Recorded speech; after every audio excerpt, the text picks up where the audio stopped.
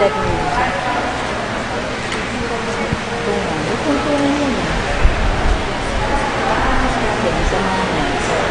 Yung tungan. Sir.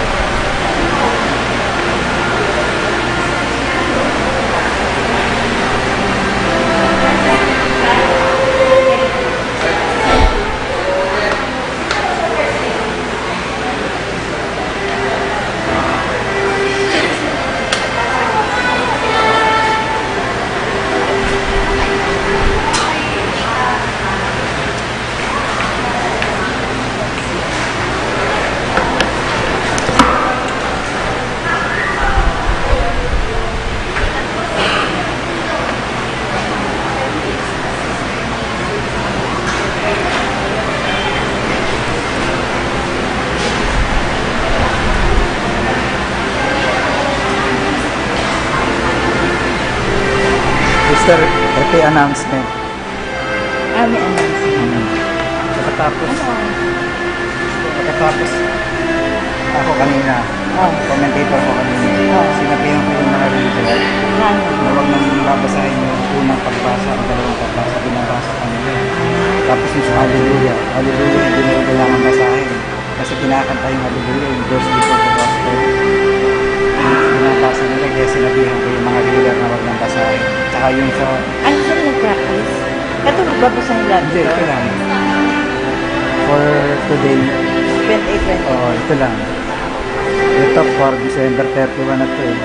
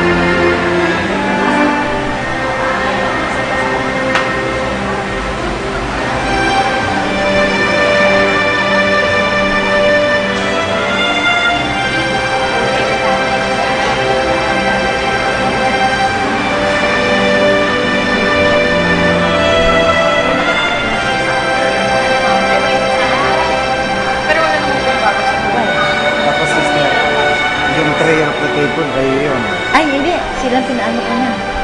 Sila na? Oo, para mas maganda ko na. Para family. Mga nakaraan, Ay, hindi sila na. Para, ayun, napnakos na nila. Para, ano sila. Mga Marcia. Ito, babasahin ko na ito. 5 minutes pa, Good evening, brothers and sisters in Christ. In tonight's Mass, let us include in our prayers the following intentions. For the thanksgiving of Macmillan Velasco and family, Cesar and Imelda Umali and family, Katakutan family, Eustaquio family, Bacchiano family, Aristotel and Benita Sevilla, Alapitan family. For the birthday intentions of Alfredo Arce Jr., Anena Canlas, Eliza Morales, Ricardo Zapata for his 65th birthday, Erlinda Infante, Bacchiano family, for the special intentions of Leila Abiog, Paz Suwing, Mary Manette Pineda, Mark Harold Dalay, the St. Jude Thaddeus Parish Pastoral Council, the St. Jude Village Homeowners Association, for the good health of Sunny Bustos, Richard Caballa, Anita Teodin, Ines Sunga, Merla Mangalus, June Gomez, Angela Pang, Carrie Ann De Rosario, Sela Guevara, Ben Ingal, Nena Ingal, Errol J. Payumo, Athena Canlas, Cabe Morales, Janine Severino, William Canlas, and all our sick relatives and friends. For the wedding anniversary of Aristotle and Benita Sevilla. For the eternal repose of the souls of Norma, Maria Virginia, Dolores, Marcelo, Roman, Manuel Tonyo, Mark Louis Tonyo, Juanita, Gregoria, Carlos, Corazon, Francisca, Rakita Padua, Luis Gabriel Salangsang, Arsenia Canlas, Ignacio Canlas, Melesio Senior, Bonifacio, Marianena, Lourdes, Ireneo, Benilda, Juan Pablo, Paz, Leoncio Tiamson Sr., Marciana Tiamson, Juan Gabriel Tiamson, Maria Kubakub.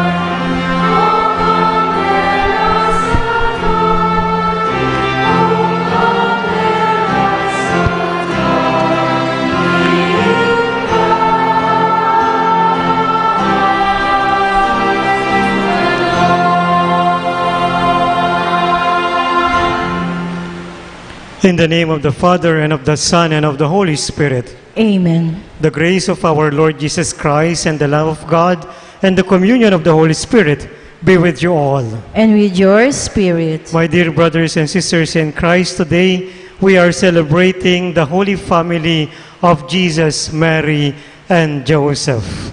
Let us acknowledge our sinfulness and ask God's mercy and pardon in order to prepare ourselves to celebrate the sacred mysteries.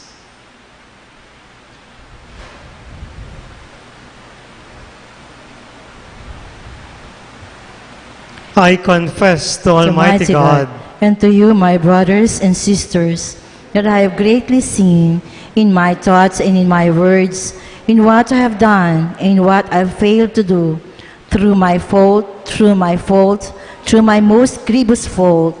Therefore, I ask Blessed Mary, ever Virgin, all the angels and saints, and you, my brothers and sisters, to pray for me to the Lord our God. May Almighty God have mercy on us, forgive us our sins, and bring us all to everlasting life. Amen.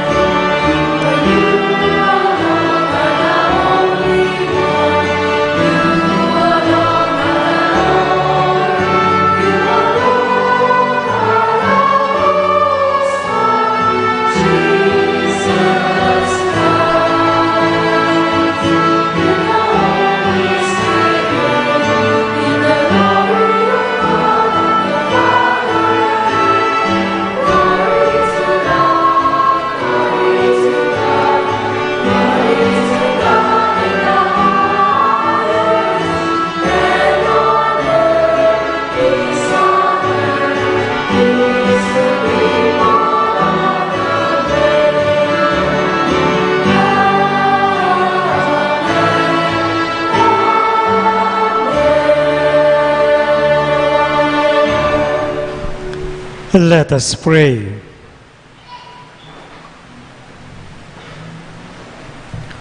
O God, who were pleased to give us the shining example of the Holy Family, graciously grant that we may imitate them in practicing the virtues of family life and in the bonds of charity, and so, in the joy of your house, delight one day in eternal rewards.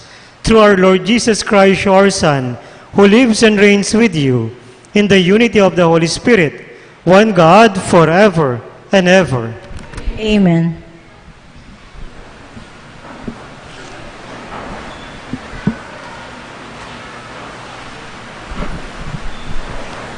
A reading from the book of Sirach. God sets a father in honor over his children. A mother's authority he confirms over her sons. Whoever honors his father atones for sins and preserves himself from them. When he prays, he is heard. He stores up riches who reveres his mother. Whoever honors his father is gladdened by children, and when he prays, is heard. Whoever reveres his father will live a long life.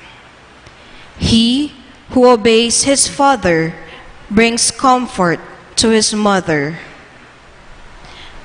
My son, take care of your father when he is old. Grieve him not as long as he lives.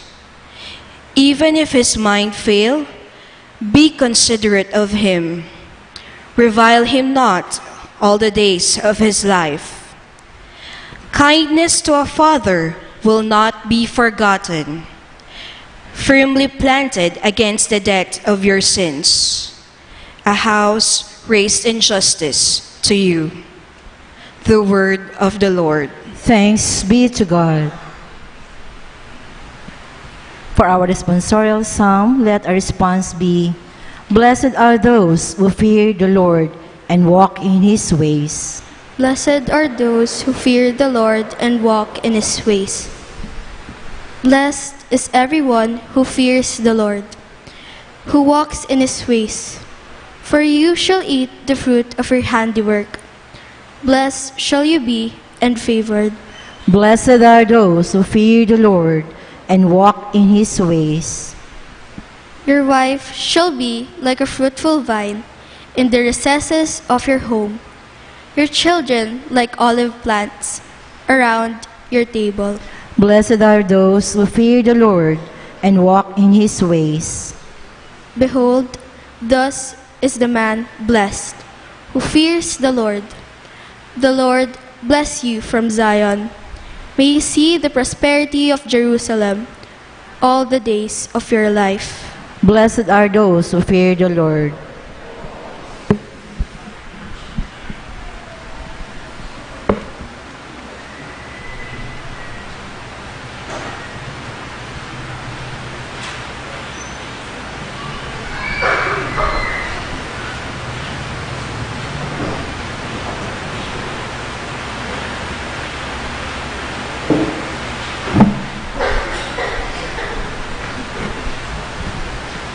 A reading from the letter of St. Paul to the Colossians. Brothers and sisters, put on as God's chosen ones, holy and beloved, heartfelt compassion, kindness, humility, gentleness, and patience, bearing with one another and forgiving one another. If one has a grievance against another, as the Lord has forgiven you, so must you also do. And over all this, put on love, that is the bond of perfection. And let the peace of Christ control your hearts, the peace into which you were also called in one body. And be thankful. Let the word of Christ dwell in you richly, as in all wisdom you teach and admonish one another, singing psalms, hymns, and spiritual songs with gratitude in your hearts to God. And whatever you do, in word or in deed, do everything in the name of the Lord Jesus, giving thanks to God the Father through Him. Wives, be subordinate to your husbands, as in proper in the Lord. Husbands, love your wives, and avoid any bitterness toward them. Children, obey your parents in everything, for this is pleasing to the Lord. Fathers, do not provoke your children, so they may not become discouraged. The word of the Lord. Thanks be to God. We all rise to honor the Holy Gospel.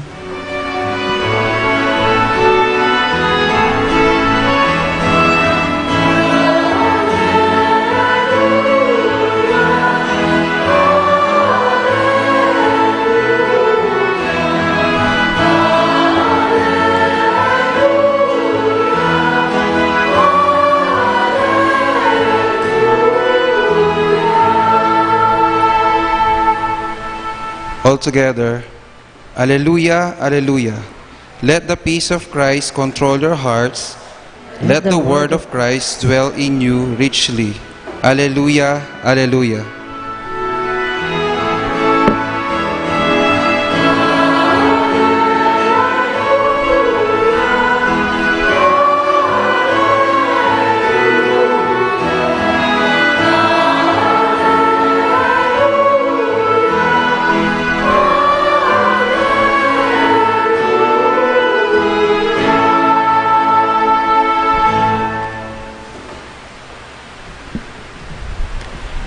The Lord be with you. And with your spirit. A reading from the Holy Gospel according to Matthew.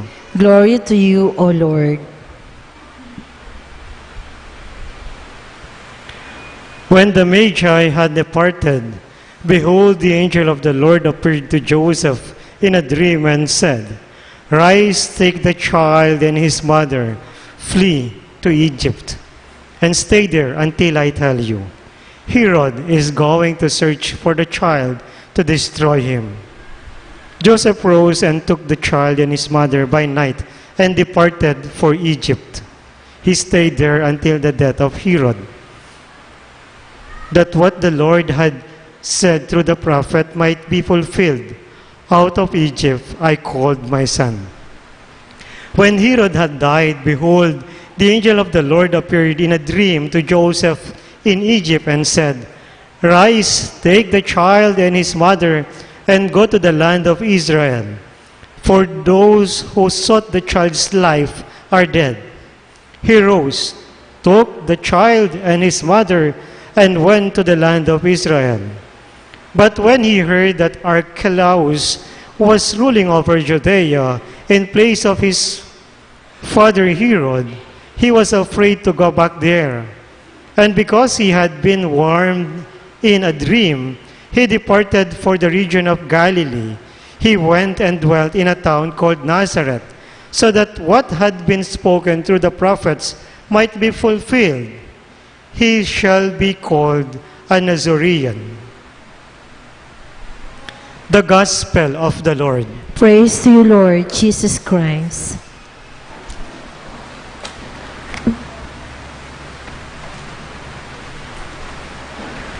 Magandang gabi po sa inyong lahat.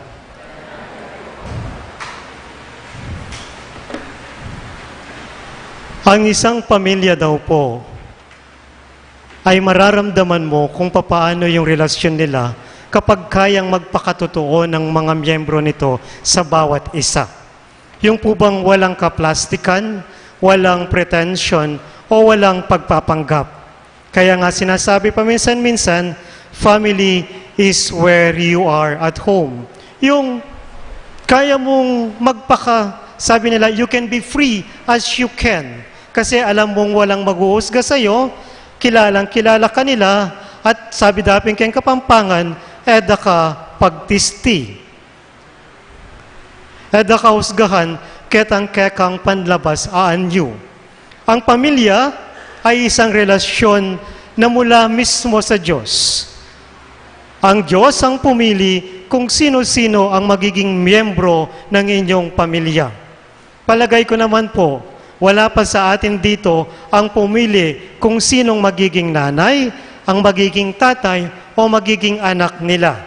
Kung saang pamilya ka inilagay, ang Diyos ay niligay kanya upang lalong tumingkad ang kanyang kabutihan, ang kanyang pagmamahal. Minsan po nakakalungkot kapag meron kang naririnig na sinasabi ng isang bata, sana hindi na lang ikaw ang naging magulang ko. Sana yung iba na lang. Sana siya na lang para mas mabuti ang aking buhay. Sabi ko pa minsan-minsan, naisip kaya ng batang ito kung ang mga magulang niya kayang pumili ng mga anak at pwede silang pumili ng anak nila, pipiliin kaya ng magulang ang kanyang anak, ang anak na ito. Ang bawat miyembro ng pamilya ay regalo, ay biyaya ng Diyos. Every Sunday after the Christmas celebration, we are celebrating the feast of the Holy Family of Jesus, Mary, and Joseph. Kaya katamo po minsan ako santala din ni Sus Maria Joseph. This Holy Family is the model of Christian family. They are holy not because they did not experience tension and conflict, not because they are perfect. However, in the midst of trials and tensions, they chose to listen and open themselves to the will of God. They made themselves available to whatever action of God. Some of the hardships and difficulties of the Holy Family, pwede po natin tignan isa-isa. Dalawa, example. Unang-una po, paano kaya aalagaan ni Maria at ni Joseph si Jesus, ang batang si Jesus? How Mary and Joseph will take care the infant Jesus? It is not easy to take care ordinary infant. What more if the infant is the Son of God and the Savior of the world? Baka po halos hindi magkaundagaga ang mag-asawa sa pag-aasikaso sa batang si Jesus. Pangalawa po, narinig natin sa gospel. Sa panaginip, sinabi ng anghel kay Jose na dalhin agad-agad ang mag-ina sa Ehipto dahil may planong patayin ni Herodes ang sanggol na si Jesus. Magsisimula ng panibagong buhay. Magsisimula ng panibagong pakikipag-ugnayan, mga bagong kapitbahay, mga bagong pakikipagsapalaran. Palagay ko po, meron na sa inyong nakaranas na lumipat sa isang lugar at hindi ganun kadali na mag-establish ng panibagong relationship. Sila din dinanas ang ganitong mga paghihirap. How about our family? How can we be holy? How can our own family be open to the will of God? Allow me to offer you three things. I call this or I label this as tripod of relationship. First, intimacy with God. Being close to God. All relationships are founded in the relationship with God.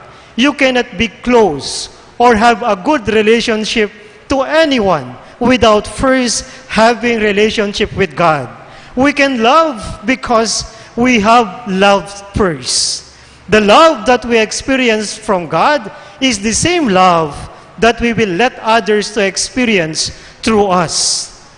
Father Patrick Peyton, in his Holy Rosary Crusade, always said that the family that prays together stays together. Kaya nga po, ang ganda kapag nakikita ang isang pamilya na nagsisimba, nagdadasal, tanda ng kanilang ugnayan sa Diyos. Number 2, a family that is intimate to one another. There is a subtle danger nowadays to the family. At ano po yun? Panahon, oras. Sometimes, each member of the family are present among among themselves, pero in reality, they are absent. Yung po bang andyan sila, pero sa katunayan, wala naman sila. Kaya nga po, merong isang restaurant na ako nabasa, sabi niya, we don't serve Wi-Fi. We do not serve Wi-Fi. We want you to talk among yourselves. Merong pong post sa FB, isang barkada, anong ginawa po nila? Bago po sila kumain sa isang restaurant, naglagay sila ng isang basket sa gitna ng table. And then they place all their phone doon sa basket na iyon. At habang kumakain sila, nandun lang sa isang corner yung basket na iyon. I hope you can do that also in your family.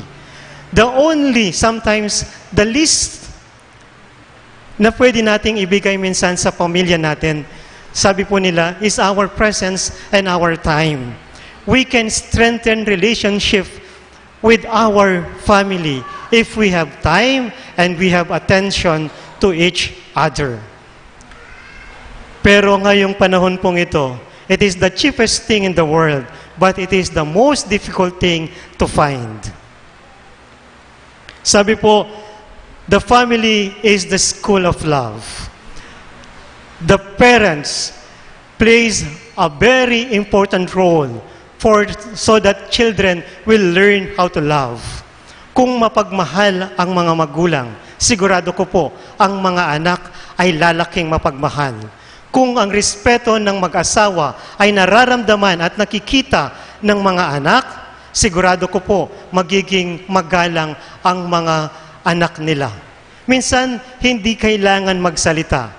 Pero kung nakikita sa pamumuhay ng mag-asawa, ang mga anak ay natututo sa kanilang mga magulang.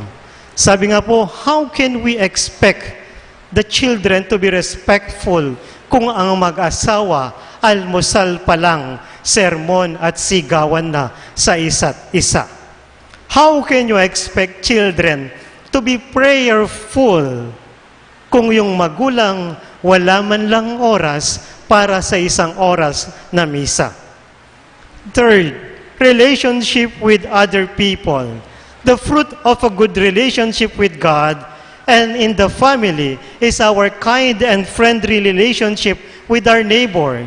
Yung may pakialam sa ibang tao, hindi lang ang pamilya, hindi lang sa pamilya umiikot ang mundo, pero alam kung ang isang bagay ay nakakasama sa ibang tao. These three must be present. Relationship with God, with family, and neighbor. Otherwise, you will end up loving yourself alone, a self-centered kind of love. Kapatid, ang Diyos nabuhay sa isang pamilya. Kaya pahalagahan po ang pamilya ng bawat isa. Amen.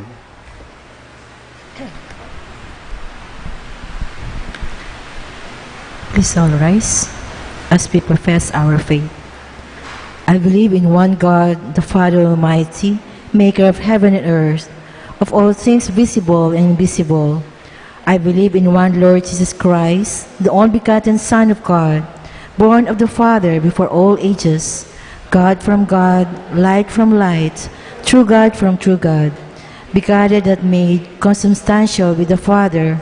Through him all things were made. For us men and for our salvation, he came down from heaven, and by the Holy Spirit was incarnate of the Virgin Mary and became man. For our sake he was crucified under Pontius Pilate. He suffered death and was buried, and rose again on the third day in accordance with the Scriptures. He ascended into heaven, and is seated at the right hand of the Father. He will come again in glory to judge the living and the dead, and his kingdom will have no end. I believe in the Holy Spirit, the Lord, the giver of life, who proceeds from the Father and the Son, who with the Father and the Son is adored and glorified, who has spoken to the prophets. I believe in one holy, Catholic, and Apostolic Church. I confess one baptism for the forgiveness of sins, and I look forward to the resurrection of the dead and the life of the world to come. Amen.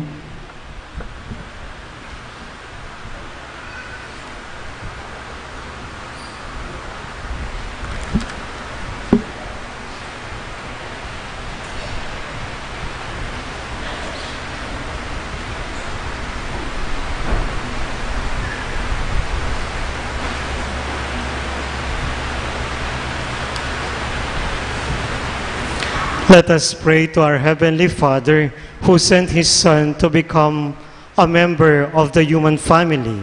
May all families recognize and honor Him as a loving Father. For every petition, let our prayer be, bless your children, Lord. Bless your children, Lord.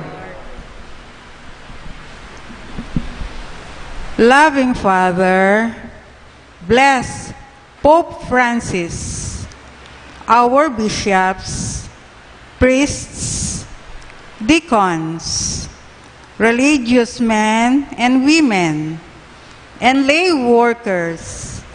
May their lives mirror your loving mercy for all, especially the poor and the weak. We pray. Bless your children, Lord.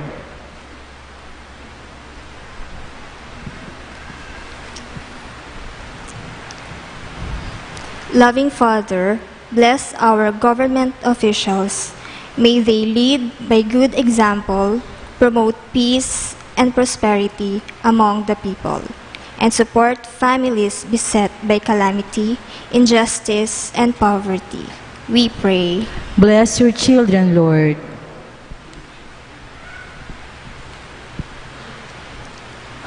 Loving Father, bless all parents and grandparents, like Mary and Joseph. May they be models of upright living, love, and generosity. We pray. Bless your children, Lord. Loving Father, bless all children, like Jesus, may they grow not only in size and strength, but also in your favor and in the favor of their families and communities. We pray. Bless your children, Lord.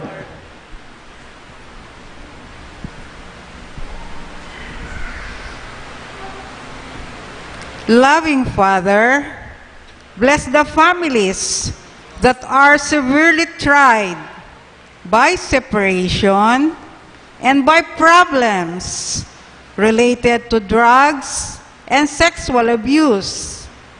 May parents and children rebuild their homes through hard work, love, and forgiveness. We pray. Bless your children, Lord.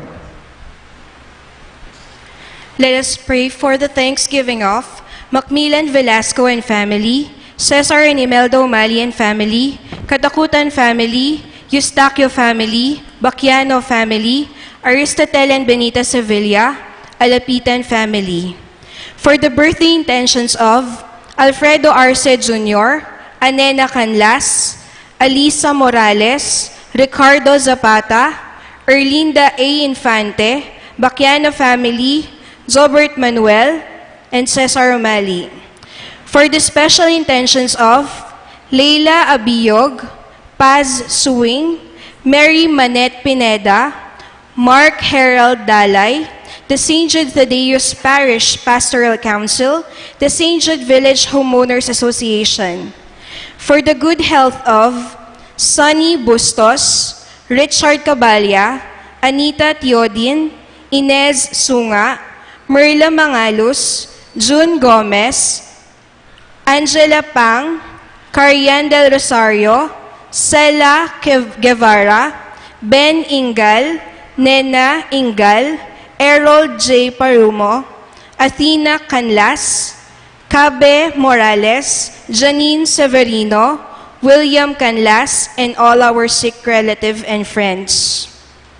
For the safe travel of Mr. and Mrs. Romulo Corpus, for the wedding anniversary of Aristotel and Benita Sevilla, and for the eternal repose of the souls of Norma, Maria Virginia, Dolores, Marcelo, Roman, Manuel Tongyo, Mark Louis Tongyo, Juanita, Gregoria, Carlos, Corazon, Francisca, Roquita Padua, Luis Gabriel Salangsang, Arsenia Canlas, Ignacio Canlas, Melencio Sr., Bonifacio, Maria Nena, Lourdes, Ireneo, Benilda, Juan Pablo, Paz, Leoncio Chamzon Sr., Marciana Chamzon, Juan Gabriel Chamzon, and Maria Kubakob, we pray. Bless your children, Lord. In silence, we pray for our personal intentions.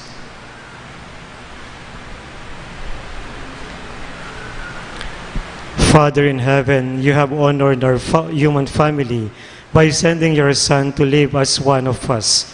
Grant that we may learn from the example of the Holy Family on how to honor you in our lives. Through Christ our Lord. Amen.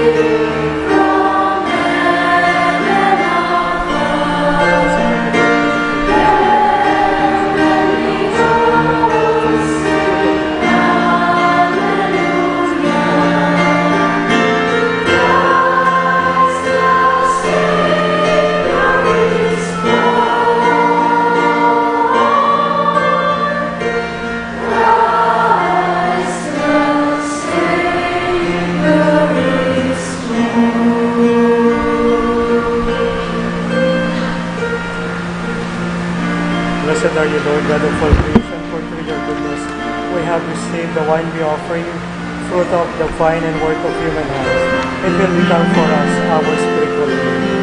Blessed be God forever.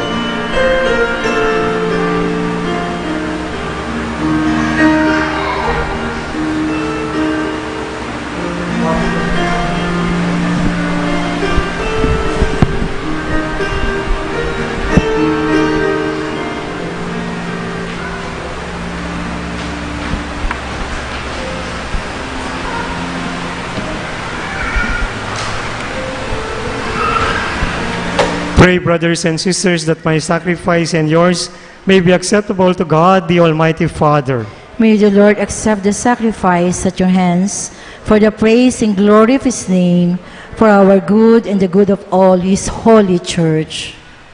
We offer you, Lord, the sacrifice of conciliation, humbly asking that through the intercession of the Virgin Mother of God and Saint Joseph, you may establish our families firmly in your grace and your peace. Through Christ our Lord.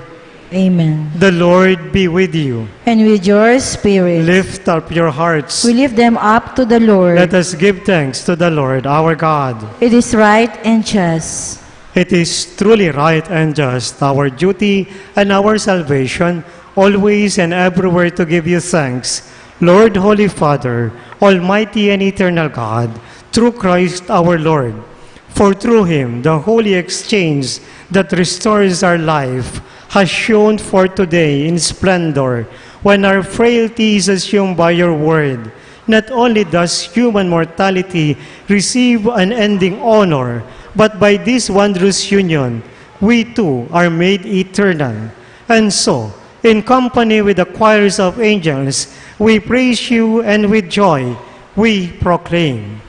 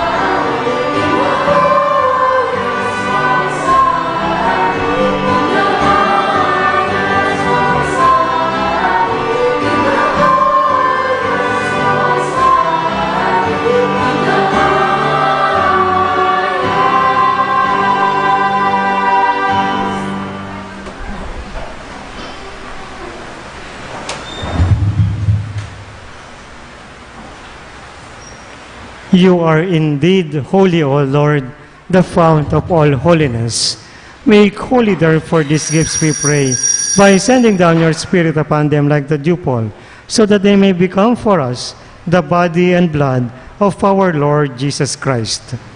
At the time he was betrayed and entered willingly into his passion, he took bread and giving thanks broke it and gave it to his disciples, saying, "Take this, all of you, and eat of it, for this is my body, which will be given up for you."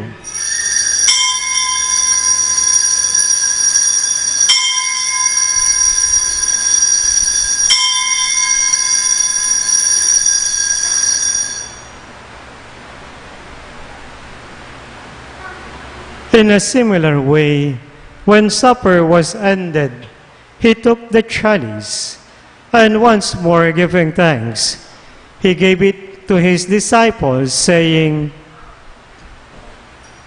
"Take this, all of you, and drink from it, for this is the chalice of my blood, the blood of the new and eternal covenant, which will be poured out for you and for many, for the forgiveness of sins. Do this in memory of me."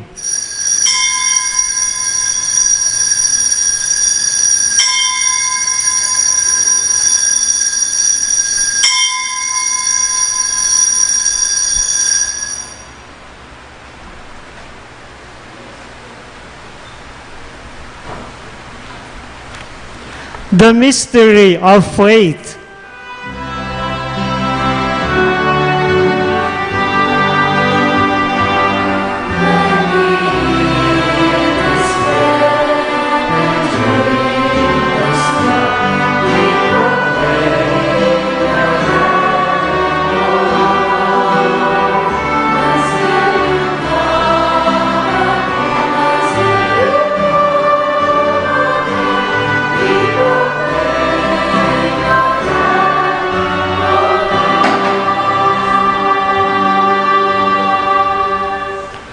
Therefore, as we celebrate the memorial of his death and resurrection, we offer you, Lord, the bread of life and the chalice of salvation, giving thanks that you have held us worthy to be in your presence and minister to you. Humbly we pray that partaking of the body and blood of Christ, we may be gathered into one by the Holy Spirit. Remember, Lord, your church spread throughout the world, and bring her to the fullness of charity, together with Francis, our Pope, Florentino, our Bishop, Paciano, our Bishop Emeritus, the priests and the deacons. Remember also our brothers and sisters who have fallen asleep in the hope of the resurrection, and all who have died in your mercy. Welcome them into the light of your face. Have mercy on us all, we pray, that with the Blessed Virgin Mary, Mother of God, with Saint Joseph, her spouse, with the blessed apostles and all the saints who have pleased you throughout the ages, we may merit to be co-heirs to eternal life, and may praise and glorify you through your Son, Jesus Christ. Through him, and with him, and in him, O God, Almighty Father, in the unity of the Holy Spirit, all glory and honor is yours forever and ever.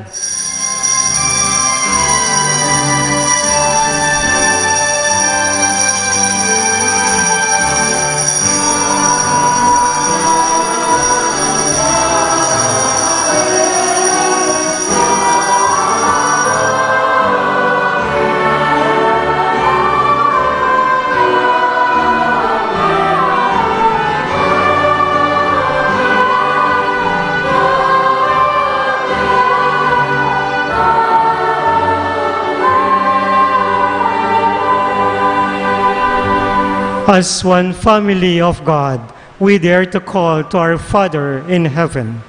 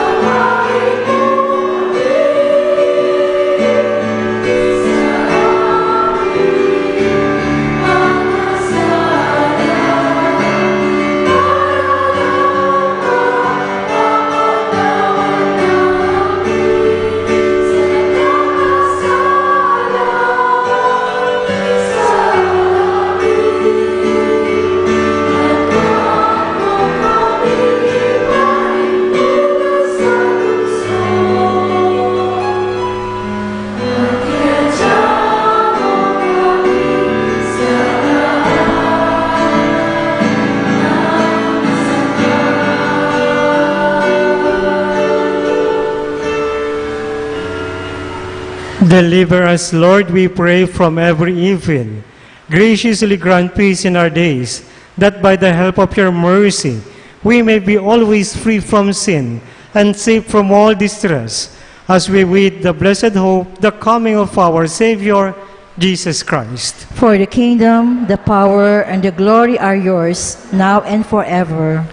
Lord Jesus Christ, who said to your apostles, "Peace I leave you, my peace I give you.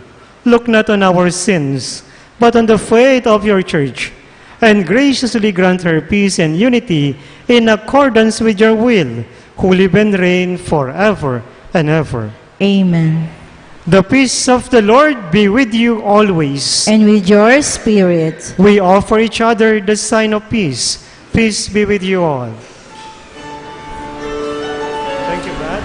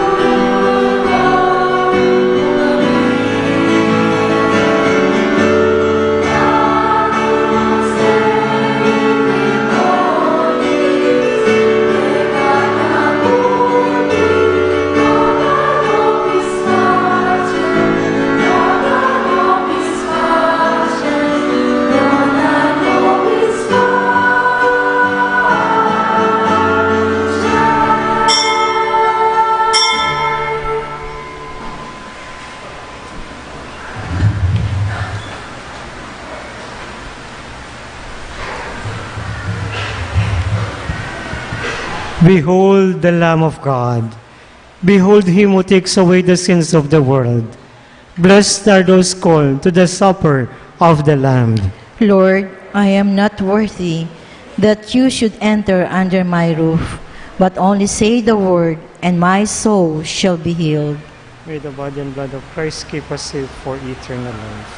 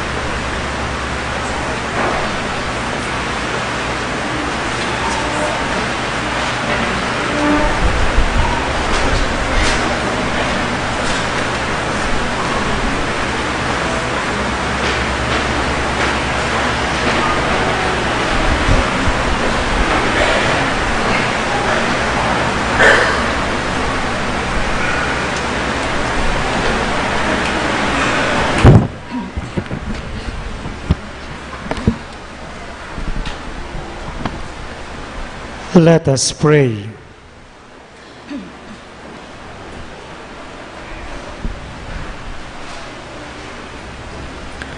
Bring those you refresh with this heavenly sacrament, most merciful Father, to imitate constantly the example of the Holy Family, so that after the trials of this world, we may share their company forever. Through Christ our Lord. Amen. Announcement, please be seated. Please be reminded that we celebrate our New Year's Eve Mass on Tuesday, December 31 at 8 o'clock in the evening. On New Year's Day, we celebrate Masses only in the morning at 7:30 and 9:30. There are no afternoon and evening Masses. Uulitin ko po, ang New Year's Eve Mass po natin ay sa Martes, December 31, alas 8 ng gabi. At wala po tayong misa ng hapon sa New Year's Day. Morning lang po ng 7:30 and 9:30 a.m. Maraming salamat po.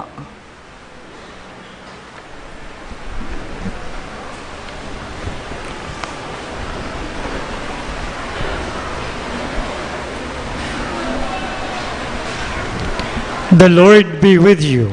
And with your spirit. Bow down for the blessing.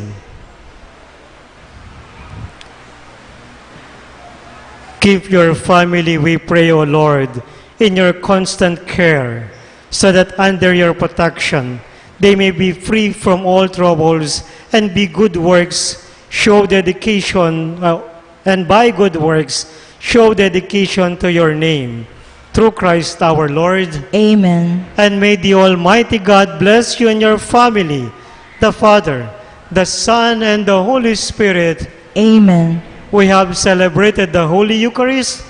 Go in peace. Thanks be to God.